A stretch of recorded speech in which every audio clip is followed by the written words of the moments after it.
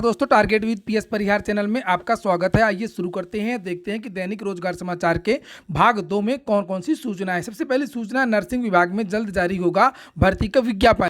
लिखा हुआ, प्रदेश के नर्सिंग कॉलेजों में 160 पदों पर भर्ती शुरू होगी और चिकित्सा शिक्षा विभाग का पूरा फोकस अब प्रदेश में ट्रेंड और गुणवत्तापूर्ण नर्सिंग स्टाफ तैयार करने पर है। इसकी पहल शुरू हो चुकी है। प्रदेश के 7 मेडिकल कॉलेजों में संबद्ध नर्सिंग कॉलेजों में करीब 160 पदों पर भर्ती की प्रक्रिया शुरू कर दी गई है। विभाग जल्द नियुक्तियों का विज्ञापन जारी करने वाला है। नर्सिंग और पैरामेडिकल स्टाफ की बात करें तो यूपी में अभी सरकारी क्षेत्र की भागीदारी इसमें बहुत कम है।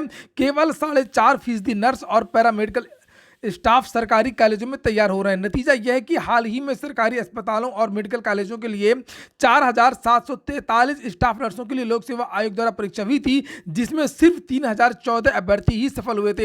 इन पदों पर भर्ती होनी है, जिसे आप लोग देख सकते हैं।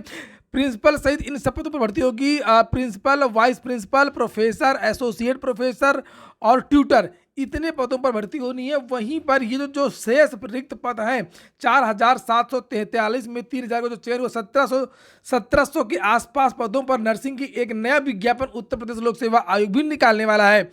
अगली सूचना है, यूपी टीईटी की गोला भरने की गलती से 6,000 युवा बाहर हो गए हैं और 8 अप्रैल को घोषित उत्तर प्रदेश शिक्षक पात्रता परीक्षा 2021 के परिणाम में हजारों युवाओं को निराश कर दिया।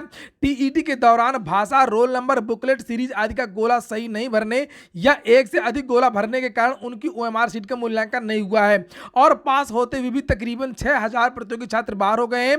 हालात यह है कि परिणाम घोषित होने के बाद से प्रतिदिन सैकड़ों छात्र सचिव परीक्षा नियामक प्राधिकारी कार्यालय एलनगंज में पहुंच करके अपनी ओएमआर के मूल्यांकन का गुहार लगा रहे हैं। ऐसा हर बार होता है, विद्यार्थी बार बार गलतियां करते हैं। हर साल 2 टूक पीएनपी के द्वारा कहा जाता है कि अगर ओएमआर में गलती होगी तो कोई भी सुधार नहीं होगा, कोई भी संशोधन नहीं होगा। हाई कोर्ट के इस बारे में एक नहीं सैकड़ों डायरेक्शन है कि अगर आप लोग ओएमआर में गलतियां करते हैं तो आप लोग शिक्षक बनने के योग्य नहीं है।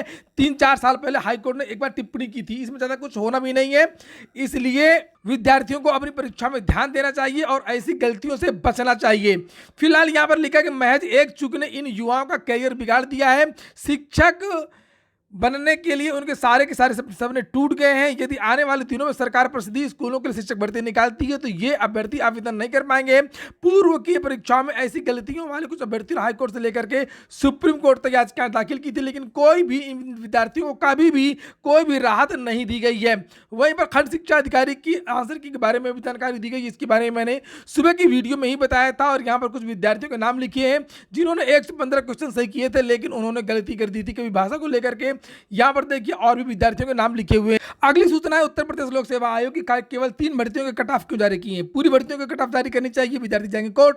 सभी भर्तियों का प्राप्तांक जारी कराने के लिए कोर्ट जाएंगे। कोर्ट को भी सोचना चाहिए कि विद्यार्थी जरा सी बात में विद्यार्थियों को कोर्ट आना पड़ता है। हर भर्ती के लिए कोर्ट आना पड़ता है, हर काम के लिए कोर्ट आना पड़ता है। तो सरकार आखिरकार किसके लिए? पूरी सरकार कोर्ट के हवाले कर दिया जाए तो सरकार तो कोर्ट ही सरकार चलाए। सरकार को तो कुछ करना नहीं है। विद्यार्थी में ज्ञापन देते हैं, सरकार को सुनना नहीं है। फर्जी लगा हुआ है रोजगार, क्या बोलते हैं कि मुख्यमंत्री कैंप लगा हुआ, वहां पे विद्यार्थी जाते हैं मुख्यमंत्री कैंप में, जनता दरबार में ज्ञापन देते हैं, ज्ञापन को उठाकर फेंक दिया जाता है, कभी कुछ होता नहीं है और विद्यार्थी फिर कोर्ट जाते हैं, कोर्ट ही कुछ करती है। यहां पर लिखा है, इलाहाबाद हाईकोर्ट के आदेश पर लोक सेवा आयोग ने पीसीएस 2019, 20 और आरओईआर 2016 की कट ऑफ और प्राप्तांक जारी कर दिए हैं और बहुत सारी जो भर्तियां हैं खंड शिक्षा अधिकारी इत्यादि उनके कट ऑफ और अंक जारी नहीं किए। इसलिए विद्यार्थी अब जा रहे हैं कोर्ट की। अब कोर्ट के माध्यम से ही यह एक प्रक्रिया हो गई है उत्तर प्रदेश में। फार्म भरिए, रिजल्ट आएगा, उसके बाद में आप कोर्ट जाएंगे, कोर्ट के बाद में फिर आपका परिणाम आएगा। तो ये प्रक्रिया हो गई सामान्यतया।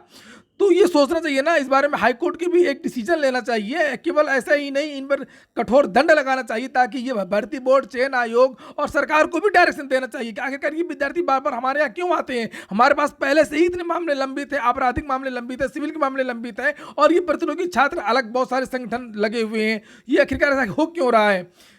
हो इसलिए रहा है कि जो कार्यपालिका वो शांत बैठी है, वो कुछ करती नहीं है और विद्यार्थी को अंतिम जो उम्मीद है वो केवल न्यायपालिका में ही बसती है। यहाँ पर लिखा हुआ है, प्रतियोगी छात्र संघर्ष समिति के अध्यक्ष अवनीश पांडे कहते हैं कि कट ऑफ अंक और प्राप्तांक जारी होने से अभ्यर्थियों को आत्म मूल्यांकन का मौका मिलता है। बीएड में कोई भी बदलाव नहीं होगा, इसके लिए विज्ञप्ति भी जारी कर दी गई है। पहले यह था कि अगर बदलाव होगा तो आवेदन की तिथि में बदलाव होगा, परीक्षा में बदलाव होगा, अंतिम तिथि में भी बदलाव होगा, लेकिन अब ऐसा मुश्किल है। लेकिन शासन की मंशा है कि इस बार बीएड का नया सत्र लेट ना हो और इसी कारण शासन ने परीक्षा का कार्यक्रम तय करके रुहेलखंड विश्वविद्यालय को भेज दिया है और माना जा रहा है कि इस वजह से कार्यक्रम में बदलाव की संभावना अब कम है। सूत्रों का कहना है कि विश्वविद्यालय को उसकी कोशिशों के बावजूद प्रवेश परीक्षा कराने के लिए अतिरिक्त समय नहीं मिलेगा।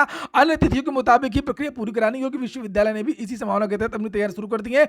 गोपनीय भी रखा जा रहा है। अब सिर्फ 2 और 3 अधिकारी ही नीतिगत निर्णय ले रहे हैं, जबकि परीक्षा कार्यक्रम के लिए कोर कमेटी बनाई गई थी। तो और अंतिम सूचना, खतरे में रज्जू भैया विश्वविद्यालय के कई कॉलेजों की संबद्धता। रज्जू भैया विश्वविद्यालय स्टेट यूनिवर्सिटी से संबंधित बहुत सारे विद्यालय हैं, डिग्री कॉलेज हैं, उन पर संकट आ गया है।